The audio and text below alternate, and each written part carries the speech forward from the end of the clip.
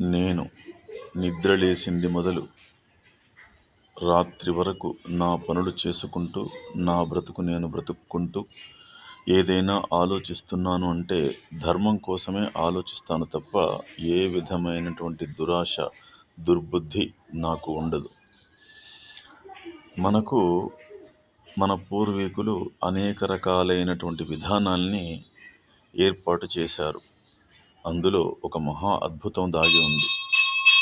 ఆచరిస్తేనే తెలుస్తుందది.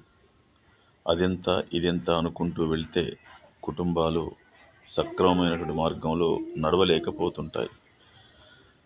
మన పూర్వీకులు బాల్య వివాహాలు చేశారు. అందులో కూడా ధర్మం ఉంది అని నాకు అనిపిస్తుంది. అది నా వ్యక్తిగత అభిప్రాయం. ఎందుకంటే మీరందరూ ఒక్కసారి ఆలోచించండి. బాల్య మిత్రుల్ని చూస్తే అనుకోకుండా కలిస్తే మనకు మనస్సు చాలా సంతోషంగా అనిపిస్తుంది. అలాగే లోకమంటే పెద్దగా తెలియనటువంటి వయస్సులోనే వివాహం చేయటం వల్ల వాళ్ళలో భార్యాభర్తల మధ్య బంధం విపరీతంగా పెనవేసుకుపోయి భర్త కోసం భార్య, భార్య కోసం భర్త ప్రాణప్రదంగా జీవిస్తారు తప్ప ఇతరత్ర ఆశలతోని, పనికిమాలిన కోరికలతోని జీవించరు. భర్తను విపరీతంగా భార్య ప్రేమించాలంటే లోకమంటే పెద్దగా తెలియకముందే వివాహం కావాలి.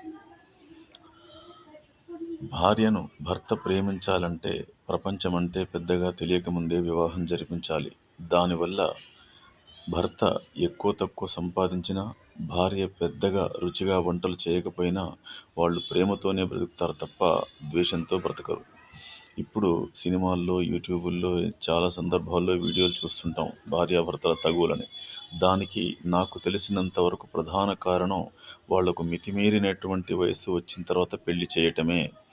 ఇంకొకటి ఏమిటంటే చిన్నప్పటి నుంచే వాళ్ళను విపరీతంగా విచ్చలవిడి స్వేచ్ఛతో పెంచడం వల్ల కూడా ఎవరెవరితోనో కామంలో పడి, అంటే ఇప్పుడు ప్రేమ అనుకుంటున్నారు కానీ పెళ్లి కాకముందే ఏ స్త్రీ అయినా పురుషుణ్ణి ఇష్టపడితే, పెళ్లి కాకుండానే ఏ పురుషుడైనా స్త్రీని ఇష్టపడితే దానిని కామం అంటారు తప్ప ప్రేమ అనరు.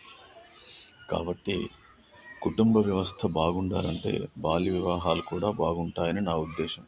ఆ తర్వాత ఏ స్త్రీ అయినా సరే పెద్దల అనుమతి లేకుండా ఎవరినో పరాయి మగాడిని కామించి వాడితో కలిసి కొంతకాలం తర్వాత తగువులు వచ్చి విడిపోయి అతను నన్ను అనుభవించాడు, నన్నేమో చేశాడు అని చెప్పి గొడవ చేస్తే అలాంటి స్త్రీకి ఎవ్వరూ సహకరించకూడదు. అలాంటప్పుడు మాత్రమే సమాజం బాగుంటుంది, కుటుంబ వ్యవస్థ బాగుంటుంది, ఇంకో స్త్రీ తప్పు చేయాలన్నా ఆలోచిస్తుంది.